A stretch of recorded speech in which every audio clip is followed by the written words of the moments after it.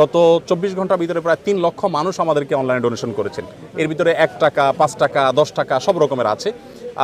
এই সর্বসাধারণের দানের টাকা আমাদের কাজগুলো চলছে। আমরা সিলেটের বন্যা, 22-এর বন্যায় প্রায় 18 কোটি টাকা আমরা খরচ করেছি এবং এর মধ্যে 1000 মেট্রিক টন খাবার ছিল, 1000 ঘর নির্মাণ করেছি, 1000 কৃষককে আমরা 5000 করে টাকা দিয়েছি।